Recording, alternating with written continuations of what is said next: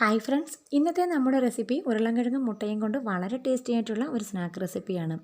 അതുപോലെ നോമ്പ് മുറിക്കുന്ന സമയത്തൊക്കെ കഴിക്കാനും ഇത് നല്ലൊരു പലഹാരം തന്നെയാണ് കേട്ടോ.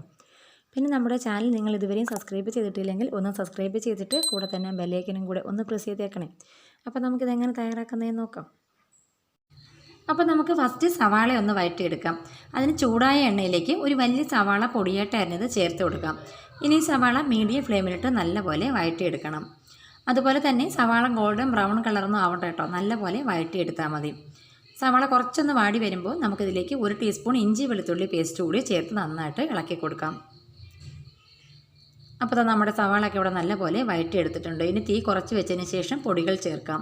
1/4 ടീസ്പൂൺ മഞ്ഞൾപ്പൊടിയും 1 ടീസ്പൂൺ മുളക് പൊടിയും 1 ടീസ്പൂൺ മല്ലിപ്പൊടിയും 1/2 ടീസ്പൂൺ കുരുമുളക് പൊടിയും പിന്നെ 1/2 ടീസ്പൂൺ ഗരം മസാലയും കൂടെ ചേർത്ത് കൊടുത്തതിന് ശേഷം ഇനി ഈ പൊടികളുടെ എല്ലാം പച്ചമണം മാറി വരുന്നവരെ ഇളക്കി കൊടുക്കാം. ഇപ്പോൾ ഈ പൊടികളുടെ എല്ലാം പച്ചമണം നന്നായിട്ട് മാറി വന്നിട്ടുണ്ട്. ഇതിലേക്ക് ഇനി 3 ഉരുളൻകിഴങ്ങ് പുഴുങ്ങി ഗ്രേറ്റ് ചെയ്തെടുത്തത് ഞാനിപ്പോൾ ഇതിലേക്ക് ചേർത്ത് കൊടുക്കുന്നുണ്ട്. ഗ്രേറ്റ് ചെയ്തതിന് പകരം നന്നായിട്ട് ഉടച്ചെടുത്താലും മതി. അപ്പോൾ ഉരുളൻകിഴങ്ങ് ചേർത്ത് കൊടുത്തതിന് ശേഷം നല്ലപോലെ മിക്സ് ചെയ്തെടുക്കാം. ഇപ്പോൾ നല്ലപോലെ മിക്സ് ചെയ്തെടുത്തിട്ടുണ്ട്. ഇതിലേക്ക് കുറച്ച് മല്ലിയില കൂടി ചേർത്ത് കൊടുക്കാം. ഇനി ഞാൻ ഇതിലേക്ക് 1/4 കപ്പ് കോൺഫ്ലോർ കൂടി ചേർത്ത് കൊടുക്കുന്നുണ്ട്. ഈ ഒരു സമയത്ത് തീ ഒട്ടും കൂട്ടി കൊടുക്കരുത് കേട്ടോ. ഏറ്റവും കുറച്ച് വെച്ചതിന് ശേഷം വേണം കോൺഫ്ലോർ ചേർത്ത് കൊടുക്കാൻ. നമ്മൾ ഇത്രയും സമയം ഇതിൽ ഉപ്പ് ചേർത്ത് കൊടുത്തിരുന്നില്ല. ഇനി ആവശ്യത്തിനുള്ള ഉപ്പും കൂടെ ചേർത്ത് കൊടുക്കാം. എന്നിട്ട് നല്ലപോലെ മിക്സ് ചെയ്യാം. കുറച്ചൊന്ന് മിക്സ് ചെയ്തതിന് ശേഷം ഇനി നമുക്ക് തീ ഓഫ് ചെയ്ത് കൊടുക്കാം. ഇനി ഇത് ചെറുതായിട്ട് തണുത്ത് വരുമ്പോൾ നമുക്ക് കൈ വെച്ച് നല്ലപോലെ കുഴച്ചെടുക്കണം. ഇപ്പോഴത്തെ ഉരുളൻകിഴങ്ങ് ഇവിടെ നല്ലപോലെ കുഴച്ചെടുത്തിട്ടുണ്ട്. പിന്നെ 2 മുട്ട പുഴുങ്ങി ഇതുപോലെ കട്ട് ചെയ്ത് കൂടി എടുത്തിട്ടുണ്ട്. ഇനി ഇതിലേക്ക് വേണ്ടുന്ന ഒരു ബാറ്റർ റെഡിയാക്കാം. അതിനൊരു ബൗളിലേക്ക് 3/4 കപ്പ് മൈദപ്പൊടി ഇട്ട് കൊടുക്കാം. ആവശ്യത്തിന് ഉപ്പ് ചേർക്കാം. കുറച്ച് കുരുമുളക് പൊടിയും കൂടെ ചേർത്ത് കൊടുക്കാം. ഇതിലേക്ക് കുറേശ്ശെ വെള്ളം ഒഴിച്ച് നന്നായിട്ട് കലക്കിയെടുക്കാം.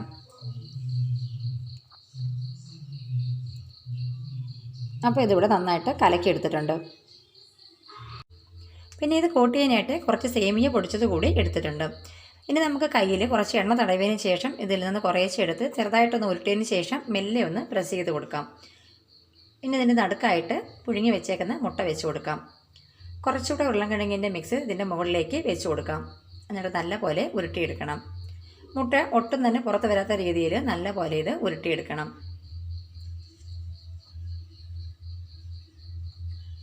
അപ്പോൾ ഇത് ഒരെണ്ണം ഇവിടെ ഉരുട്ടിയെടുത്തിട്ടുണ്ട്.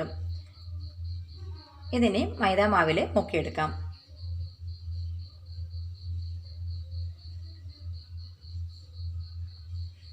മൈദാമാവിൽ മുക്കിയെടുത്തത് ഇനി സേമിയയിൽ കോട്ട് ചെയ്തെടുക്കാം.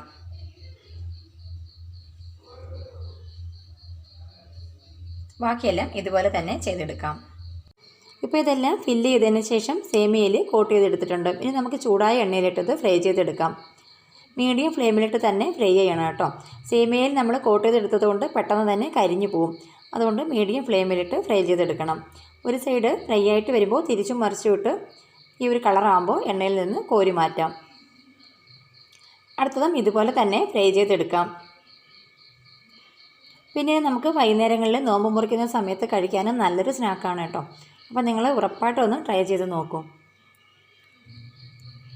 അപ്പോൾ അടുത്തതും ഇവിടെ ഫ്രൈ ആയിട്ട് വന്നിട്ടുണ്ട്. ഇനി ഇത് കോരി മാറ്റാം. ബാക്കിയെല്ലാം ഇതുപോലെ തന്നെ ഫ്രൈ ചെയ്തെടുക്കാം. അപ്പോൾ നമ്മുടെ ഉരുളൻകിഴങ്ങും മുട്ടയും കൊണ്ടുള്ള സ്നാക്കെല്ലാം ഇവിടെ ഫ്രൈ ചെയ്തെടുത്തിട്ടുണ്ട്. അതുപോലെ ഇത് ചൂടോടുകൂടി കഴിക്കാൻ നല്ല ടേസ്റ്റാണ് കേട്ടോ. അപ്പോൾ ഒരു പ്രാവശ്യം നിങ്ങൾ ഇതുപോലെ ഒന്ന് ഉണ്ടാക്കി നോക്കും. പിന്നെ ഈ റെസിപ്പി നിങ്ങൾക്ക് ഇഷ്ടപ്പെട്ടാൽ ലൈക്ക് ചെയ്യാനും ഷെയർ ചെയ്യാനും മറക്കല്ലേ. അടുത്തൊരു വീഡിയോയുമായി വീണ്ടും കാണാം.